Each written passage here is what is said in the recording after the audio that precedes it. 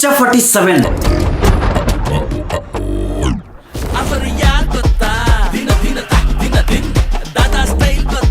ಮ್ಯಾಕ್ಸಿಮದಿಂದ maximum ಜನರ ಮನಸ್ಸುಗಳನ್ನ ಗೆದ್ದಂತಹ ತಂಡದ ಜೊತೆಗೆ ಮತ್ತೊಂದು ಬಾರಿ ಕೈ ಜೋಡಿಸಿ ಮತ್ತೊಂದು ಸಿನಿಮಾನ ಅಫಿಷಿಯಲಿ ಇವತ್ತು ಒಂದು ಪ್ರೆಸ್ ಮೀಟ್ ಮುಖಾಂತರ ಅನೌನ್ಸ್ಮೆಂಟ್ನ ಮಾಡಿದ್ದಾರೆ.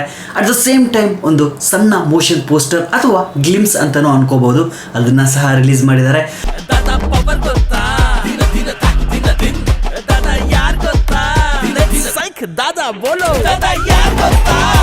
ಅಂಡ್ ಪ್ರೆಸ್ ಮೀಟ್ ಅಲ್ಲಿ ಪ್ರತಿಯೊಂದು ಪಾಯಿಂಟ್ ಟು ಪಾಯಿಂಟ್ ಮಾತಾಡಿರುವಂತಹ ಅಪ್ಡೇಟ್ಸ್ ಬಗ್ಗೆ ನಿಮ್ಮ ಮುಂದೆ ಇಡ್ತಾ ಹೋಗ್ತೀನಿ. ನೀವೇನಾದ್ರೂ ಕಿಚ್ಚನ ಅಭಿಮಾನಿಯಾಗಿದ್ರೆ ದಯವಿಟ್ಟು ಸಬ್ಸ್ಕ್ರೈಬ್ ಮಾಡೋದನ್ನ ಮಾತ್ರ ಯಾವುದೇ ಕಾರಣಕ್ಕೂ ಮರಿಬೇಡಿ. ಬಿಕಾಸ್ ಪ್ರತಿಯೊಂದು ಅಪ್ಡೇಟು ಸಹ Kichcha 47 at the same time BRB at the same time ಮುಂದೆ ಬರುವಂತಹ ಅಪ್ಡೇಟ್ಸ್ ಬಗ್ಗೆ ನಿಮ್ಮ ಮುಂದೆ ಇಡ್ತಾ ಹೋಗ್ತೀನಿ. ಸೊ ಇನ್ನು ಶುರು ಮಾಡೋಕ್ಕಿಂತ ಮುಂಚೆ ಹೆಲೋ ಎವ್ರಿವನ್, ನಾನು Gajendra from Karunadu. Let's get to the video. Direct ಮೊದಲನೇ ಪಾಯಿಂಟ್ ವಿಷಯಕ್ಕೆ ಬಂದರೆ ಮ್ಯಾಕ್ಸ್ 2 ಸಿನಿಮಾ ಇದಾಗಿರಬಹುದು ಅಂತ ಪ್ರತಿಯೊಬ್ಬರ ತಲೆಯಲ್ಲೂ ಸಹ ಒಂದು ಪ್ರಶ್ನೆ ಅನ್ನೋದು ಹುಟ್ಕೊಂಡಿತ್ತು. ಬಟ್ ಈ ಪ್ರಶ್ನೆಗೆ ಇವತ್ತು ಉತ್ತರ ಕೊಟ್ಟಿರೋದು ಬಂದ್ಬಿಟ್ಟು it's not A Max 2 cinema. ಸದ್ಯಕ್ಕೆ ಡ್ರಾಪ್ ಆಗಿದೆ, ಕಾರಣ ಕೂಡ ಕೊಟ್ಟಿದ್ದಾರೆ. ಹೌದು, ಮುಂದೆ ಒಂದು ಪಾರ್ಟ್ನ ಮಾಡೋಣ ಅಂತ ಕುತ್ಕೊಂಡಿದ್ದು ನಿಜನೇ. ಅಟ್ ದ ಸೇಮ್ ಟೈಮ್ ಬಂದ್ಬಿಟ್ಟು ಸಿನಿಮಾದ ಸ್ಕ್ರಿಪ್ಟ್ ಬರ್ಕೊಂಡಿದ್ವಿ. ಬಟ್ ಎಲ್ಲೋ ಒಂದು ಕಡೆ ಬರಿತಾ ಬಂದ್ಬಿಟ್ಟು ಫೋರ್ಸ್ಫುಲ್ಲಿ ಈ ಸ್ಟೋರಿನ ಬರ್ಕೊತಿದ್ದೀವಿ ಅಂತ ನಮ್ಮ ಮನಸ್ಸುಗಳಿಗೆ ಬಂದು ಸದ್ಯಕ್ಕೆ ಇದನ್ನು ಡ್ರಾಪ್ ಮಾಡಿದ್ದೀವಿ. ಅಟ್ ದ ಸೇಮ್ ಟೈಮ್ ಬಂದ್ಬಿಟ್ಟು ಬೇರೆ ಸ್ಟೋರಿ ಮುಖಾಂತರ ಕಿಚ್ಚ ಸುದೀಪ್ ಸರ್ ಅವರ ಜೊತೆ ಮತ್ತೆ ಅದೇ ಡೈರೆಕ್ಟರ್ ಆಗಿರುವಂತಹ ವಿಜಯ್ ಕಾರ್ತಿಕೇಯ ಅವರು ಮತ್ತೊಂದು ಸ್ಟೋರಿನ ಹೇಳಿದ್ದಾರೆ, ಅದೇ ಕಿಚ್ಚ 47.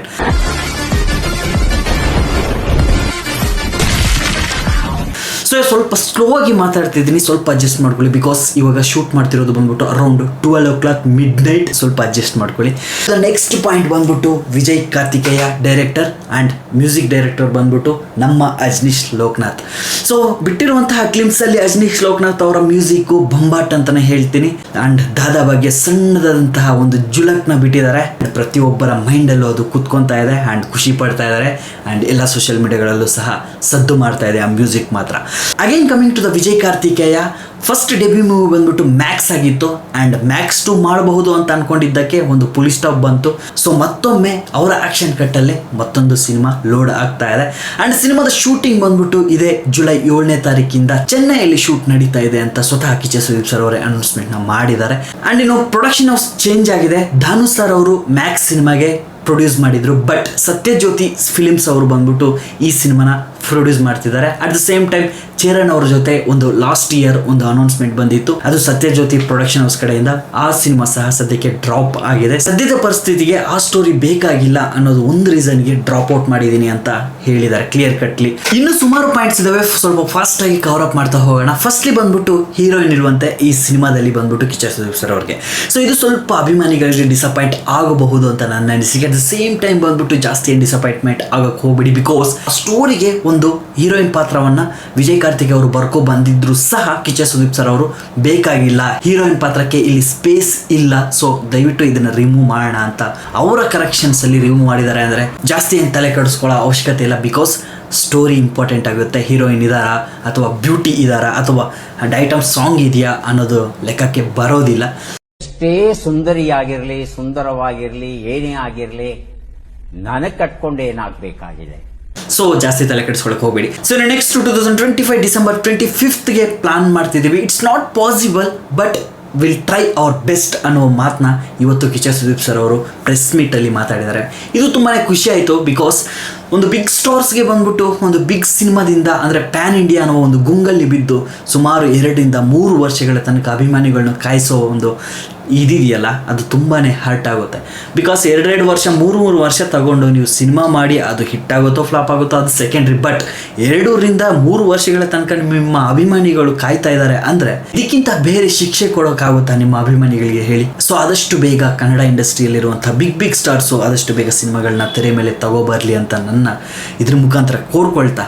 ಸೊ ಇನ್ನು 2025 ಈ ಸಿನಿಮಾ ಬರೋದು ನಿಜಾನಾ ಅನ್ನೋ ಚರ್ಚೆಗೆ ಬಂದರೆ ಐ ಡೋಂಟ್ ಥಿಂಕ್ ಈ ಸಿನಿಮಾ 2025 ಡಿಸೆಂಬರ್ 25ಗೆ ಬರುತ್ತೆ ಅಂತ ನಾನಂತೂ ನಂಬೋಕೆ ಆಗೋದಿಲ್ಲ. ಬಿಕಾಸ್ ಇರುವಂತಹ ಎಕ್ಸ್ಪೀರಿಯನ್ಸ್ ಮುಖಾಂತರ ಹೇಳ್ತಿರೋದು ಬಂದ್ಬಿಟ್ಟು 2025 ಅಂದರೆ ಇರುವಂತಹ ತಿಂಗಳು ಬಂದ್ಬಿಟ್ಟು ಸುಮಾರು 5 ತಿಂಗಳು. ಇವಾಗೇನು ಜುಲೈ ಮುಗಿತಾ ಬಂತು. ಸೊ ಇರುವಂತಹ ತಿಂಗಳು 5 ತಿಂಗಳಲ್ಲಿ ಸಿನಿಮಾದ ಶೂಟಿಂಗ್ ಮುಗಿಸಿ ಸಿನಿಮಾ ತೆರೆ ಮೇಲೆ ಬರ್ತೀವಿ ಅನ್ನೋದು ಬಂದ್ಬಿಟ್ಟು ಸ್ವಲ್ಪ ಕಷ್ಟದ ಕೆಲಸ. ಬಟ್ ಇಟ್ಸ್ ಓಕೆ, 2026 ಮಾರ್ಚ್ ಒಳಗಡೆ ಸಿನಿಮಾ ಬರಲಿ ಅಂತ ಕೋರ್ಕೊಳ್ತಾ, ನೆಕ್ಸ್ಟ್ ಪಾಯಿಂಟ್ ಬಂದ್ಬಿಟ್ಟು ಮ್ಯಾಕ್ಸ್ ಅಲ್ಲಿ 12 hours ಅಲ್ಲಿ ಒಂದು ಸ್ಟೋರಿನ ಹೇಳಿದ್ರು ವಿಜಯ್ ಕಾರ್ತಿಕೇಯ ಅವರು. ಸೊ ಅದೇ ರೀತಿ ಇದರಲ್ಲೂ ಸಹ ಸುಮಾರು 3 ಲೇಯರ್ಸ್ ಸ್ಟೋರಿ ಇರುತ್ತಂತೆ. ಅದು ಶೇಡ್ಸ್ ಅಥವಾ ಸುಮಾರು ದಿನಗಳಲ್ಲಿ ನಡೆಯುವಂತಹ ಸ್ಟೋರಿನ ಅನ್ನೋದು ನಾವು ಸಿನಿಮಾದಲ್ಲೇ ನೋಡಿ ತಿಳ್ಕೋಬೇಕು, ಅಥವಾ ಟೀಸರ್ ಟ್ರೇಲರ್ ಬಂದಾಗ ನಾವು ಖಂಡಿತವಾಗ್ಲೂ ಅದ್ರ ಬಗ್ಗೆ ಮಾತಾಡೋಣ. ಸದ್ಯಕ್ಕಂತೂ 3 ಲೇಯರ್ಸ್ ಸ್ಟೋರಿ ಇರುತ್ತಂತೆ. ಅದೇ ವಿಜಯ್ ಕಾರ್ತಿಕೇಯ ಅವರು ಒಂದು ಸ್ಟೇಟ್ಮೆಂಟ್ ನ ಕೊಟ್ಟಿದ್ದಾರೆ, ಅದನ್ನ ನೀವೇ ಕೇಳಿಸ್ಕೊಬಿಡಿ.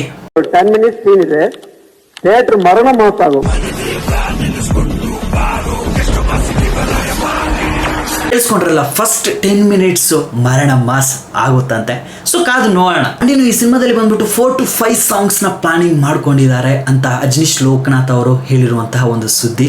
And coming to the BRB latest updates ಬಂದ್ಬಿಟ್ಟು ಈಗಾಗಲೇ ಲಾಸ್ಟ್ ವಿಡಿಯೋದಲ್ಲಿ ಒಂದು ಶಾರ್ಟ್ ಮಾಡಿ ಹಾಕಿದೆ. But I don't know, actually ನನ್ನ ಚಾನಲಲ್ಲಿ ಶಾರ್ಟ್ಸ್ ಏನಾದರೂ ನಾನು ಹಾಕಿದ್ರೆ ವೈರಲ್ ಆಗೋದಿಲ್ಲ.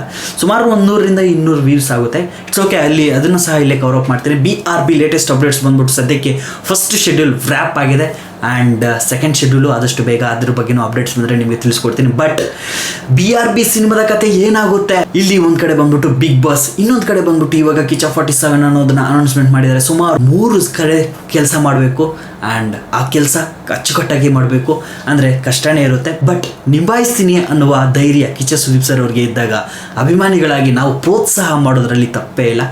ಸೊ ಕಿಚ್ಚ 47 ಶೂಟಿಂಗ್ ಬಂದ್ಬಿಟ್ಟು ಜುಲೈ 7th ಶುರು ಆಗ್ತಾ ಇದೆ. ಆ್ಯಂಡ್ BRB ಶೆಡ್ಯೂಲ್ಸ್ ಏನಿದೆ, ಆ ಗ್ಯಾಪ್ಸ್ ಏನು ಸಿಗುತ್ತೆ, ಆ ಗ್ಯಾಪ್ಸ್ ಬಂದ್ಬಿಟ್ಟು ಸ್ವಲ್ಪ ಮುಂದಕ್ಕೆ ಹಾಕ್ಕೊಂಡಿದ್ದಾರಂತೆ. ಆ್ಯಂಡ್ ಒಂದು ಟೈಟ್ ಶೂಟಿಂಗ್ ಪ್ಲಾನ್ ಮಾಡ್ಕೊಂಡಿದ್ದೀನಿ ಅಂತ ಕಿಚ್ಚ ಸುದೀಪ್ ಸರ್ ಅವರು ಹೇಳಿದ್ದಾರೆ. ಆ್ಯಂಡ್ ಒಳ್ಳೇದಾಗಲಿ ಸರ್. ಆ್ಯಂಡ್ ತುಂಬಾ ಖುಷಿ ಇತ್ತು ನನಗಂತೂ.